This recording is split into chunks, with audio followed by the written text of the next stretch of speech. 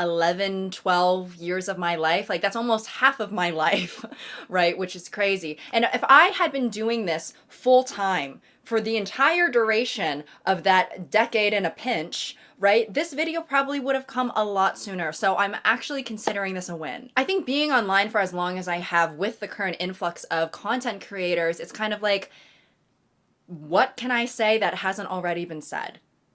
You know, is there a tree that another commentary YouTuber has not barked yet? And I think that most people understand that repetition on this platform is pretty much inevitable, but I also think that within smaller communities, right, there might be viewers who are watching a lot of creators of the same genre, and then I think it's a little bit more noticeable when topics overlap. And then that is when, unfortunately, you need to start planning a baby shower for the plagiarism accusations that are about to be born.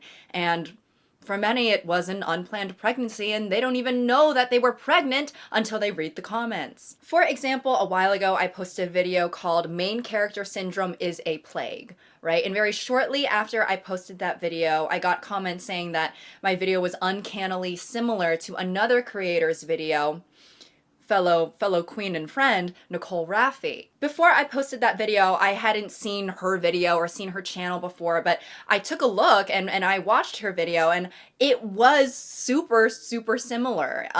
You know, I was very surprised to see that our videos were actually fraternal twins. Fraternal twins that could have maybe been a little bit identical, and mine was born second. Mine was born second. Sorry, I don't know what's going on with all of the baby metaphors. I think I'm ovulating. Anywho, I just ended up posting a comment under my video basically shouting out her video because there were a lot of similarities despite me genuinely not copying her video. And outside of the similarities, there were also some differences and some good points that she mentioned that I did not. So yeah, I just sort of was like, go watch this too. And then there was another instance that was sort of in the opposite direction where about maybe 2-3 years ago, I posted a video about unnecessarily gendered products, right? And then about a year after that video went up, I started noticing some comments that were like, wow, Curtis should have given you credit. And, you know, wow, I can't believe Curtis stole this idea. And I was like, what are you talking about? So then I went to Curtis Connor's channel and I saw that he posted a video that was, hang on, I wrote down the name, The Bizarre World of Pointlessly Gendered Products. And here's the thing. I think that sometimes the internet lacks good faith in people, right? I mean, we're talking about the same place where someone can say, I hope everyone has a good day.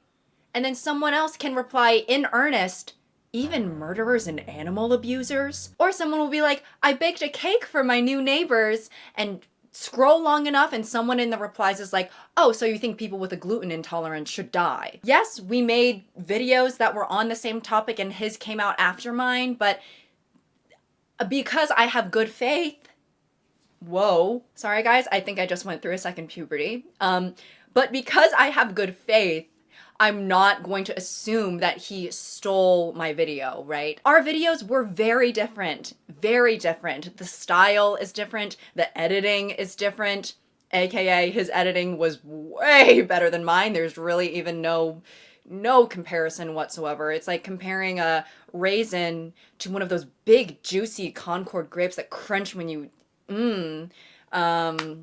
I guess not to be self-deprecating. I'm getting off track. And sure, you know, the thumbnails might be similar, but given the content, that's not surprising, right? And this topic can be noticed by anyone who's paying attention to the world around them, right? And I don't really know Curtis in a personal way, but he seems like a smart guy. I know he's a funny guy, and I think to be a certain degree of funny, you also have to be, you know, witty and intelligent. But the point is, it's difficult to come up with completely original concepts, right?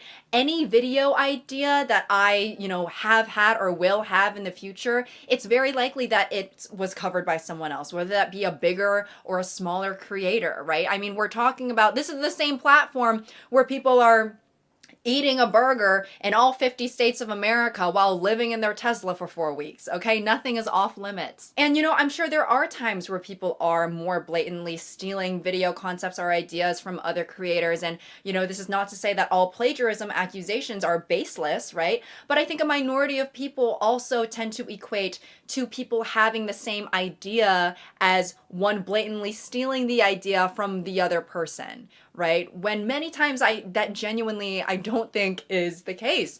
I think that there's just more content creators than interesting things to talk about sometimes.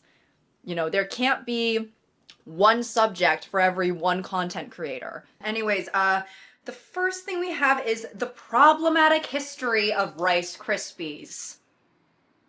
The cereal or the marshmallow treat thing? The cereal. The Snap, Crackle, and Pop characters are white supremacists. What? Is that true? Maybe. You have to do the research and see. No, I'm good. I just don't think that's true. Well, you'd be surprised.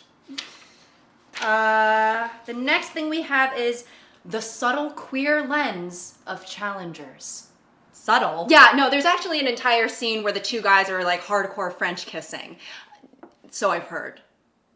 I actually haven't seen, well, I did see it, but I saw it. I rewatched it an appropriate number of times. Oh, I'm sorry, I misread. Not Challengers, but the Challenger, the space shuttle that exploded in 1986. Was there a queer lens to that? I don't know. You would be the one making the video, not me. Okay. The next thing is a deep dive into the niche crochet sex toy community on Pinterest. Yes! I have a sex toy sponsorship coming up, so it would actually be perfect for me. Well, my followers know that I love crocheting, so it would go perfectly with my brand. Well, I have more followers, so I would be able to get more eyes on the subject. I have a gun. Now, when it's inevitable that you are going to be covering some of the same topics as other creators, how do you stick out? What do you need to do to stick out? Do you actually even have to stick out? Or is being yourself enough to make you inherently stick out because there is only one you? Unless, of course, you're a boring carbon copy bitch. And, I think that's the reason why, or at least a part of the reason why I've continued to do sketch comedy in my videos. Even though I know for some people, it's kind of a cringy style of content, right? Listen, it's cringy for me too, right? I can't even watch videos that are older than like 2 years old unless I want to put myself through a mental test of, resilience and self-forgiveness. Learning and accepting to be cringe is a lifelong endeavor, right? And I feel like I've gotten better at it. As many have said, to be cringe is to be free, right? And by God, one day I will be released from these rusty shackles. Because at the end of the day, it's what I like doing. I don't know if you know this. This is my channel. This is what I like doing, right? Because I like to write. I like to exercise that part of my brain, and I like to act even if my scene partner is nothing but the wall across from me. And I understand that it's not for everyone, and that's why I make other types of content sometimes, but I think it's almost kind of nice that it's not for everyone, because I know that everyone who is here because they like what I do, unless maybe you're a masochist. Because if you prefer YouTubers who, continuously talk without any sort of longer interruptions, like, for example, a fully fleshed out sketch, there's a lot of YouTubers who can offer that to you. And that's not to say that, oh, my style of video is just so unique and solely mine, because there's actually other YouTubers who kind of make this style of content who also happen to be Asian women. Shout out. But for me, it's kind of nice knowing that, yes, I make videos that are outdated. Yes, I make a style of content that might be a little bit cringy and annoying for other people to witness and consume. Where was I going with this? But throughout it all, I have an audience who sticks with me, even if what I do might be annoying for others. But also, sometimes for YouTubers, it's not even necessarily about sticking out, but about getting to something first, right? If you know something is going to be big and something that it's going to be talked about by everyone, you want to be the first one to hop on that departing ship. And because of this, this can lead to minimal amounts of research being done, misinformation, and sort of contributes to the tea, drama, tabloid part of the commentary genre. And though this is not my style of content or my brand, there were videos that I made in the past that were dedicated to